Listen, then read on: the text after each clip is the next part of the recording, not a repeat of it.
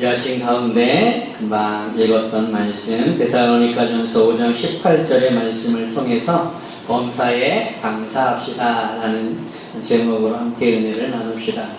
야고보서에 보면 우리가 잘 아는 이런 말씀이 있습니다. 거기 가로되 너는 믿음이 있고 나는 행함이 있으니 행함이 없는 내 믿음을 내게 보이라. 나는 행함으로 내 믿음을 내게 보이리라 라는 말씀이 있어요. 우리가 신앙생활 하면서 교회를 통하여 제일 많이 듣는 말씀 중에 하나가 뭐냐면 믿음이라고 하는 거예요. 교육자들이, 목사님들이 강조하는 것이 무엇입니까? 믿음이라고 하는 것입니다. 그 믿음이 있어야 우리가 하나님을 알 수가 있고요. 그 믿음이 있어야 우리가 구원을 받을 수 있다라고 하는 것이죠. 그래서 이 땅에 있는 정상적인 교회라고 한다면 가장 강조하는 것이 무엇이냐면 믿음이라고 하는 거예요. 근데 이 믿음이라고 하는 것은 참 희한합니다. 눈에 보이는 것이 아닙니다. 손에 잡히는 것이 아닙니다. 냄새가 있는 것이 아닙니다. 이런 것들을 우리가 일반적으로 뭐라고 부르냐면은 추상적인 것이다 라고 얘기한다는 거죠. 좀 고상한 말을 쓴다면 형이 상학적이다 라고 얘기한다는 거예요. 추상적인 것, 형이 상학적이다 라고 하는 것은 눈에 보이지도 않고요. 손에 잡히지도 않고요. 냄새가 있는 것도 아니다라고 하는 거죠. 그런데 존재한다라는 거예요. 근데 그것 중에 하나가 뭐냐? 믿음이라고 하는 것이죠. 이렇게 눈에도 보이지도 않고 느껴지지도 않고 만져지지도 않게 하는 이 믿음을 눈에 보이게 하고 느껴지게 하고 만져지게 할 수 있는 것이 뭘까? 그게 감사라는 거예요. 그러니까 감사를 통해서 내게 믿음이 있다라고 하는 것을 표현하며 보여줄 수 있다라고 하는 거예요. 그런데 감사라고 했을 때, 교회에서 감사라고 했을 때, 또 목사님들이 말씀을 전하면서 감사라고 했을 때 우리가 불현듯 떠올리는 것 중에 하나가 뭐냐면은 물질이라고 하는 거죠. 특별히 도심에 있는 교회들, 현대를 살아가는 교회들이 감사라는 표현을 쓸 때마다 많은 성도들이 생각하는 게 뭐냐면 물질적인 것들을 생각한다는 거예요. 그래서 헌금을 얼마나 많이 드리느냐라고 하는 걸 통하여서 내가 하나님 앞에 감사했다라고 생각한다는 거죠. 평상의 주일 예배보다 이렇게 감사 주일에 좀 더 많은 예물을 드릴 때 내가 하나님 앞에 감사했다라고 생각한다는 거예요. 그런데 감사라고 하는 것은 꼭 물질로만 되는 건 아니라는 거죠. 물론 예물을 좀 더 많이 드리는 것, 물질로 표현하는 것, 그것도 감사의 한 표현이기도 합니다. 그러나 그게 다가 아니라는 거죠. 신앙적인 모습 속에서 감사의 모습이라고 하는 건 물질로만 표현되어지는 것은 아니라는 거예요. 그리고 우리가 감사하며 살아갈 때 어느 때까지 감사할 수 있을까라는 거죠. 내가 어디 처지에, 어느 상황 처지에 놓여 있을 때까지라도 내가 하나님 앞에 감사할 수 있을까라고 하는 거예요. 이 아침에는 바로 그런 부분을 한번 생각해 보려고 합니다. 근데 그걸 잘 보여준 분이 계세요. 그게 누구냐? 욥이라고 하는 분이에요. 성경에 하나님은 욥의 믿음에 대해서 어떻게 표현하시는가? 이렇게 얘기합니다. 욥기서 1장 8절 여호와께서 사단에게 이르시되 내가 내 종 욥을 유의하여 보았느냐? 그와 같이 순전하고 정직하여 하나님을 경외하며 악에서 떠난 자가 세상에 없느니라. 성경에 보여주는 말씀 중에 믿음을 자랑하는 것, 하나님께서 자, 이 믿음을 보아라 라고 하면서 자랑한 분이 누구냐면 바로 욥이라고 하는 분입니다. 마귀가, 사단이 세상을 돌아다니다가 하나님 앞에 섰습니다. 그때 하나님께서 하시는 말씀이 네가 세상을 돌아다 보면서 욥이라고 하는 사람을 보았느냐? 욥은 순전하고 정직하고 나를 경외하고 악에서 떠난 자다라고 자랑하신다는 거죠. 그만큼 욥의 믿음은 대단하다는 거예요. 그런데 사탄이 하는 말이 뭐냐? 마귀가 하는 말이 뭐냐? 하나님, 욥이 그냥 감사하겠습니까? 욥이 그냥 그런 믿음을 갖겠습니까? 하나님이 욥이라고 하는 그 사람에게 많은 복을 주시고 많은 은혜를 주시고 물질적인 부분도 풍부하게 주셨기 때문에 그가 하나님을 경외하고 예배하고 찬송하고 악에서 떠나 있는 것 아닙니까? 하나님께서 그에게 베풀어 주신 복을 다 걸어가신다면 아마 그 욥은 하나님을 욕할 것입니다. 마귀가 그렇게 얘기해요. 그런 마귀의 말을 듣고 하나님께서 무엇을 허용해 주시냐면 욥을 시험할 수 있도록 사단에게 허용해 주십니다. 그러면 내가 허용할 테니 네가 욥의 믿음을 시험해 보아라. 그래서 우리가 아는 대로 욥기서를 읽어보면 어떻게 해요? 3번에 걸쳐서 욥을 시험한다는 거죠. 첫 번째 시험이 뭐냐? 그가 동방의 가장 큰 부자라고 성경은 말씀하고 있습니다. 그 물질을 다 뺏어가는 거예요. 그런데 그 당시에 물질의 모습은 뭐냐? 부자의 척도는 뭐냐? 얼마나 많은 가축을 가지고 있느냐라는 거예요. 얼마나 많은 소를 가지고 있느냐? 얼마나 많은 염소를 가지고 있느냐? 얼마나 많은 양을 가지고 있느냐? 낙타를 가지고 있느냐? 그걸 가지고 부자의 평가를 한다는 거죠. 그런데 동방에서 가장 큰 부자라고 할 만큼 그런 많은 가축들을 가지고 있어요. 근데 이 가축들을 한순간에 마귀가 다 빼앗아가요. 스바라고 하는 사람들, 갈대아라고 하는 사람들이 말 타고 와가지고 바로 이 욥의 재산들을 강탈해가는 거예요. 근데 다 얼마나 많은지 몽땅 다 강탈해 갈 수는 없었습니다. 다 가져가지 못했어요. 남은 게 있어요. 그 정도로 부자였습니다. 스바 사람, 갈대아 사람이 와서 노력해 가는데 다 빼앗아 가지 못한다라고 하는 거예요. 그 남은 것들은 어떻게 했는가? 하늘에서 불이 내려옵니다. 그래서 남은 가축들을 다 죽여버려요. 그 스바 사람, 갈대아 사람들에게 종들이 많이 더 잡혀갔는데 간신히 살아남은 사람들이 있었는데 그 사람들마저도 이 불에 다 죽임을 당한다는 거죠. 그러니까 욥은 한순간에 모든 것들을 다 잃어버립니다. 모든 재산을 다 날려버리는 거예요. 얼마나 허망할까요? 그가 이렇게 많은 재산을 모으기 위해서 얼마나 수고하고 노력하고 땀 흘리고 애썼겠습니까? 근데 한순간에 그걸 다 잃어버린다는 거예요. 허망한 거죠. 앞이 캄캄한 거예요. 이제 어떻게 살까? 뭐 먹고 살까? 걱정할 수 있다는 거죠. 그래도 그거는 다행이에요. 어떻게든 버틸 수는 있어요. 재산이라고 하는 것, 돈이라고 하는 것, 물질이라고 하는 건 다시 모으면 돼요. 없으면 없는 대로 그래도 살 수가 있어요. 근데 마귀는 이게 재산을 빼앗아가는 것으로 그치는 것이 아니라 또 다른 시험을 행하는데 그게 뭐냐? 바로 욥의 자녀들을 다 데려가는 거예요. 그 자녀들이 얼마나 형제가 좋았던지 각 가정이 돌아가면서 잔치를 합니다. 그래서 맏아들 집에 모여서 잔치를 합니다. 그 자녀들이 모여서 10자녀들이 모여서 즐겁게 행복하게 잔치를 벌이고 있는데 갑자기 바람이 불었다. 갑자기 태풍이 불어버려요. 그래서 그 집이 무너지면서 잔치를 하고 있는 그 모든 욥의 자녀들이 한순간에 다 죽어버리는 거예요. 재산이라고 하는 거야. 뭐 어떻게든 살아갈 수 있겠죠. 다시 모으고 애쓰면 되겠죠. 근데 자녀가 한순간에 다 죽어. 이건 마음이 무너져 내리는 거예요. 마음이 무너져 내리는 거예요. 모든 그 욥의 마음이 다 무너져 내려요. 그래서 욥이 그 슬픔을 어떻게 표현하는가? 옷을 찢어버립니다. 머리털을 밀어버려요. 예, 그 당시 근동의, 중동의 슬픔에 대한 표시입니다. 자기가 얼마나 슬픈지 그 슬픔의 표현은 뭐냐면 자기가 입던 옷을 확 찢어버리는 거예요. 그리고 머리를 다 밀어버리는 거예요. 그러면서 눈물로 흘리는 거예요. 욥이 그런 상황 가운데 놓였습니다. 재산이야 그렇다 치더라도 사랑하는 자녀들, 눈에 넣어도 아프지 않을 그 자녀들을 한순간에 다 잃어버린다는 거죠.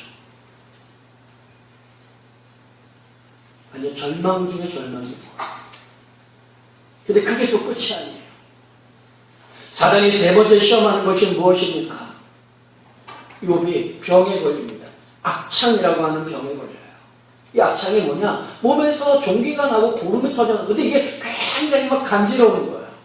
성경을 읽어보면은 그 욥이 얼마나 그 몸이 간지러운지 기와장이요. 기와를 가지고 자기 몸을 막 긁어대는 겁니다. 긁으면 피가 나는데도 그걸 멈출 수가 없는 거예요. 그만큼 간지러운 거예요. 그래서 피가 남에도 불구하고 자기 몸을 막 긁어대는 거예요. 온몸을 긁어대요. 그러니까 온몸이 피가 나면서도 계속 긁을 수밖에 없는 게 악창이에요. 모든 재산을 다 날려져 버렸습니다.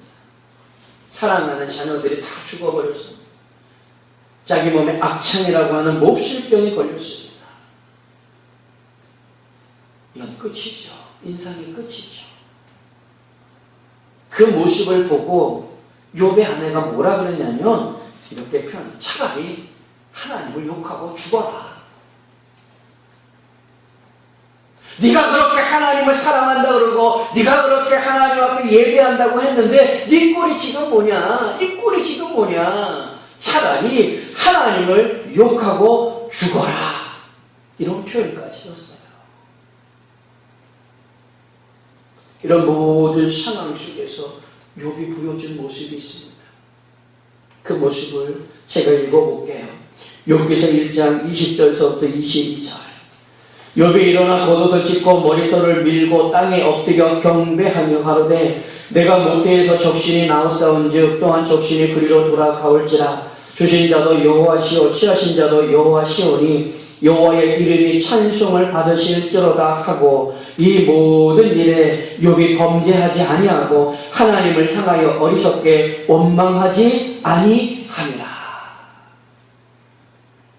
더불어 자기 아내, 차라리 하나님을 욕하고 죽어라라고 하는 그 아내를 향하여서 뭐라고 얘기하느냐? 그대의 말이 어리석은 여자 중 하나의 말과 같도다. 우리가 하나님께 복을 받았은즉 재앙도 받지 아니하겠느냐 하고 이 모든 일에 욥은 입술로 범죄하지 아니하니라. 욥의 이런 이야기들을 가만히 보면서 우리가 던질 수 있는, 나에게 행할 수 있는 질문이 있습니다. 그 질문이 무엇인가? 내가 내 모든 재산을 잃어버려도 나는 하나님께 예배할 수 있을까? 내가 가장 사랑하는 가족들을 잃어버린다 할지라도 나는 과연 하나님을 경배할 수 있을까? 하나님을 찬송할 수 있을까? 내가 몹쓸 질병에 걸린다 할 때에 내가 과연 하나님을 원망하지 않을 수 있을까라고 하는 거예요.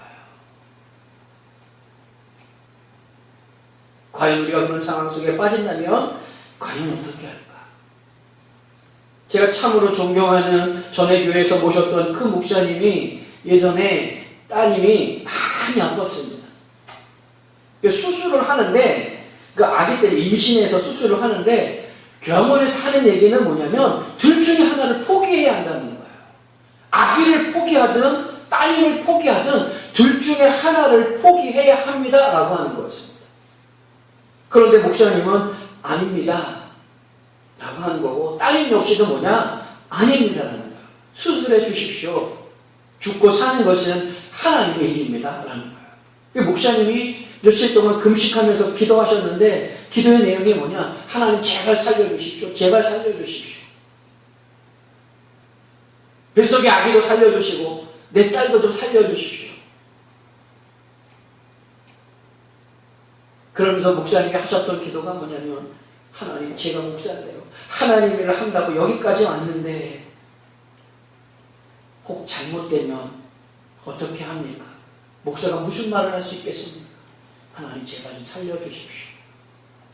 그러면서 어떤 특별한 기도인데 그 기도가 뭐냐? 하나님 만약 제 기도를 들어주시지 않는다면 저는 목회자의 직을 내려놓겠습니다. 이런 표현까지 하셨어요. 왜냐? 목사가 되어서 자기의 자녀가 그런 모습을 보일 때 어떻게 목사로서 목회를 할 수 있겠느냐라고 하는 거였어요. 그냥 일반적인 성도로 돌아가서 살겠다라는 어떤 그런 아주 극단의 기도죠. 그런 기도를 하셨어요. 물론 하나님은 그 기도를 들어주셔서 아기도 살려주시고요. 따님도 살려주셨어요. 그래서 지금 둘 다 건강해요. 왜? 둘째까지 낳았어요. 더 이상 임신하면 안 된다 그랬는데 또 둘째까지 낳습니다. 근데 다 건강해요. 그러니까 목사님을 뵈면서 그런 상황 속에 빠졌을 때 그럼 나는 과연 어떤 기도할 수 있을까? 나도 목사님처럼 기도할 수 있을까? 그런 생각을 해봤어요. 욥의 모습을 보면서 우리가 던질 수 있는 질문들이 바로 그런 거라는 거예요. 내 재산을 다 잃어버렸는데 내가 감사할 수 있을까? 사랑하는 가족을 잃어버렸는데 내가 감사할 수 있을까? 내가 질병이 걸렸는데 감사할 수 있을까? 물론 희희낙낙하며 즐겁게 감사한다라고 하는 건 아니에요. 그러나 믿음은 이런 상황 속에서도 하나님을 원망하지 않고 묵묵히 그 상황을 수긍하며 믿음을 잃지 않고 그럼에도 불구하고 하나님께 예배하고 찬송하고 감사의 고백을 할 수 있는 것, 그게 믿음이라고, 그게 내가 믿음을 가졌다라고 하는 것을 표현해내는 것 아니겠느냐라는 거죠. 감사는 훌짓만 하는 건 아니에요. 내 신앙이라고 하는 것, 내 믿음이라고 하는 것, 어느 상황 속에서도 잃어버리지 않는 것, 이것도 감사의 표현이죠. 내가 극한 상황 속에 처했다 할지라도 하나님 앞에 예배하는 것, 하나님 앞에 찬송하는 것, 하나님 앞에 기도하는 것을 잃어버리지 않는 것, 이것도 감사의 표현이거든요. 내 삶이 어렵지만 그래도 묵묵하게 그 삶을 받아들이고 믿음의 길을 걸어가는 것, 이것도 감사의 표현이에요. 여기 바로 그런 걸 보여줘요.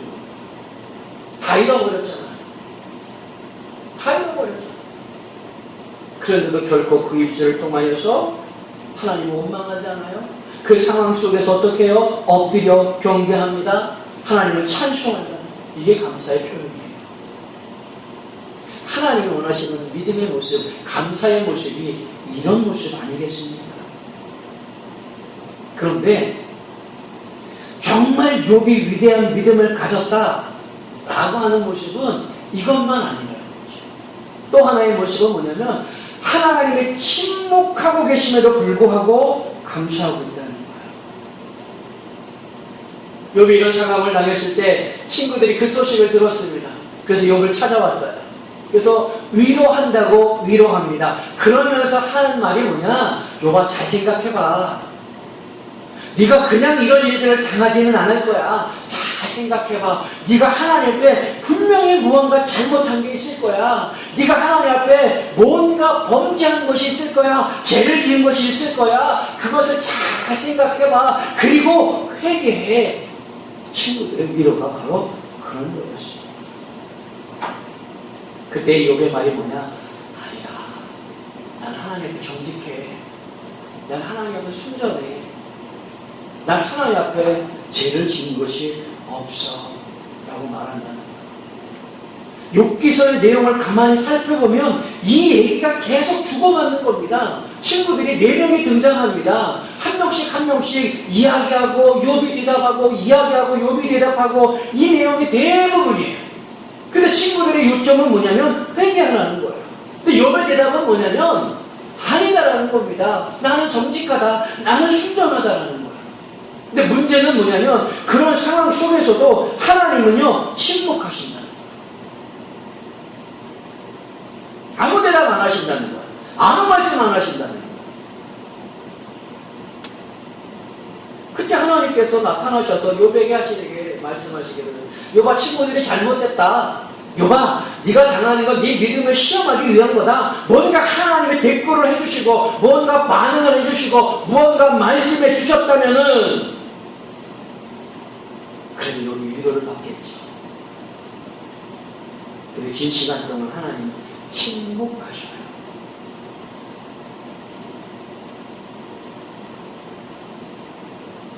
여기에 믿음의 좋은 사람들도 갈등이 일어나는 것 아니겠습니까?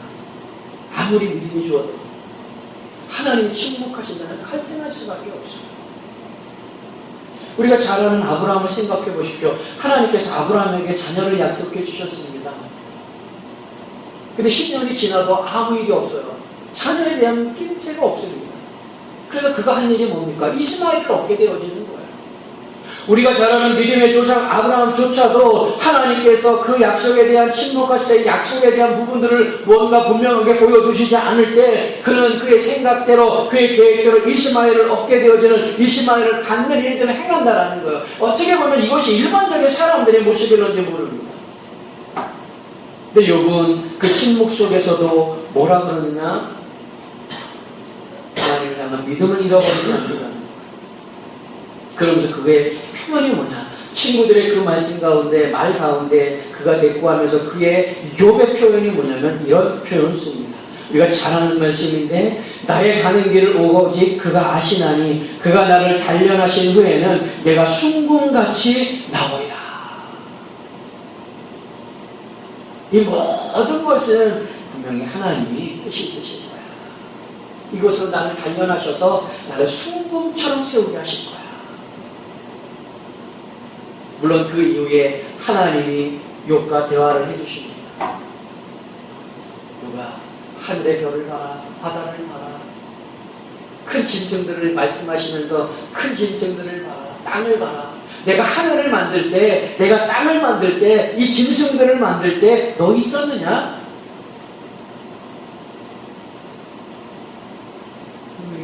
하나님 모든 것을 계획하시고 창조하시고 섭리하고 계신담을 보여준다는 거죠. 거기에 수긍해요. 그렇군요, 하나님. 인정하면서 자기의 믿음을 더 크게 하나님 앞에 나타내는 그런 욥에게 우리가 욥기서 마지막에 보면은 더 큰 복을 내려주셔서 전에 가지고 있던 재산보다 더 2배나 더 되는 재산을 받게 되어지고 더 예쁜 자녀들을 얻게 되어지고 또 그 욥의 이름이 동방 이후의 많은 사람들에게도 칭송되어질 정도로 하나님 복 내려주신다. 하나님의 복주심에 있어서 감사하지 않을 성도는 없습니다. 감사하지 사람은 없습니다. 그러나 감사는 주심에 대해서 뿐만 아니라 가져가심에 대해서도 감사할 수 있어야 된다는 거예요. 그게 믿음이라는, 그게 신앙이라는 거죠. 우리가 어디까지 감사해야 하는가? 주심에만 감사할 것이 아니라 가져가심에도, 허락하지 아니하심에도, 주시지 않음에도 감사할 수 있어야 됩니다. 하나님이 말하시는 것이 바로 그런 것 아니겠습니까? 더 나아가 하나님이 침묵하셔도 뭐요? 감사할 수 있어요. 내 믿음은 변치 않았어야 된다. 그런데 욥의 이런 모습이 하루아침에 되어졌을까? 어느 한순간 하나님 앞에 큰 은혜를 받아서 이런 모습을 보여줄까? 어느 날 갑자기 성령의 능력을 받아서 이런 감사의 자리까지 갈 수 있었을까? 아니에요. 욥의 삶을 가만히 살펴보면 그는 평상에 범사의 믿음의 훈련과 감사의 일들이 있었다는 거죠. 그 욥기서 1장의 말씀입니다. 제가 빨리 읽어볼게요. 우주 땅에 욥이라 불리는 사람이 있었는데 그 사람은 온전하고 정직하여 하나님을 경외하며 악에서 떠난 자다. 그에게 아들 7과 딸 3이 태어나니라. 그의 소유물은 양이 7,000마리요 낙타가 3,000마리요 소가 500교리요 암나귀가 500마리이며 종도 많이 있었으니 이 사람은 동방 사람 중에 가장 훌륭한 자라. 그의 아들들이 자기 생일과 각각 자기의 집에서 잔치를 베풀고 그 누이 3명도 청하여 함께 먹고 마시더라. 그들이 차례대로 잔치를 끝내면 욥이 그들을 불러다가 성결하게 하되 아침에 일어나서 그의 명수대로 번제를 드렸으니 이는 욥이 말하기를 혹시 내 아들들이 죄를 범하여 마음으로 하나님을 욕되게 하였을까 함이라. 욥의 행위가 항상 이러하였더라. 여기서 보여지는 욥의 모습이 무엇입니까? 자녀들이 잔치를 하고 혹 마음으로라도 하나님 앞에 범죄했을까봐, 혹 하나님 앞에 원망의 말을 했을까봐 다 불러다 놓고 뭐예요? 제사를 드리는 거예요. 그 자녀들이 이래서만 그렇게 했을까? 아니라는 거죠. 그의 삶을 이런 모습을 추론해보면 그는 욥은 평생의 삶 가운데 믿음의 훈련들, 믿음의 모습들을 날마다 나타내며 살아갔다라는 거야. 하나님께 기도하는 것, 하나님께 찬송하는 것, 하나님께 예배하는 모습들이 그의 평상의 삶의, 일상의 삶의, 범사의 삶 가운데 날마다 나타난다.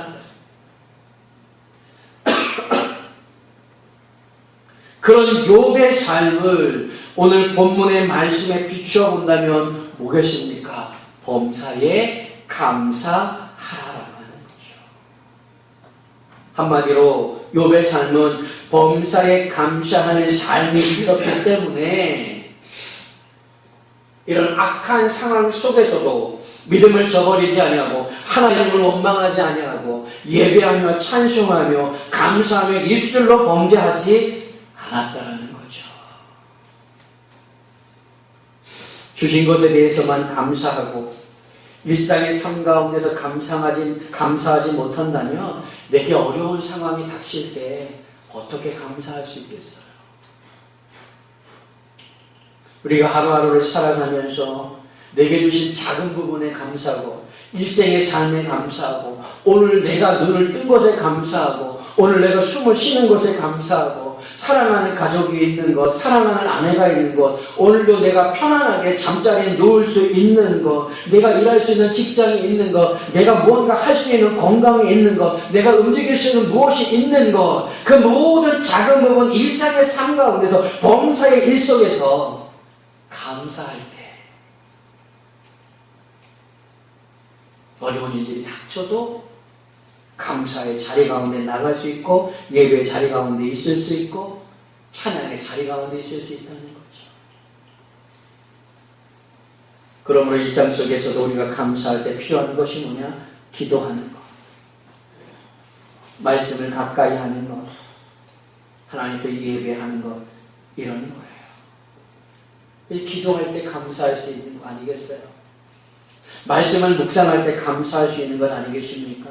예배할 때 감사할 수 있는 것 아니겠어요? 그런 감사가 쌓여서 어려움 속에서도 감사할 수 있고 하나님의 침묵 속에서도 감사할 수 있는 거예요. 한마디로 믿음의 내공, 신앙의 내공이 쌓일 수 있는 것, 그게 바로 범사에 감사하는 거죠. 말씀을 정리하고 마칩니다. 오늘은 추수감사주일이에요. 추수감사주일을 통하여서 내가 어디까지 하나님 앞에 감사할 수 있을까? 우리의 믿음을 한번 살펴보시고요. 어떤 상황 속에서도 하나님께 감사할 수 있는 믿음을 가질 수 있도록 우리의 일상의 삶, 범사의 삶 가운데 감사하며 살아갈 수 있는 모든 성도님들이 다 되실 수 있기를 주님의 이름으로 축원합니다. 아멘. 기도하겠습니다.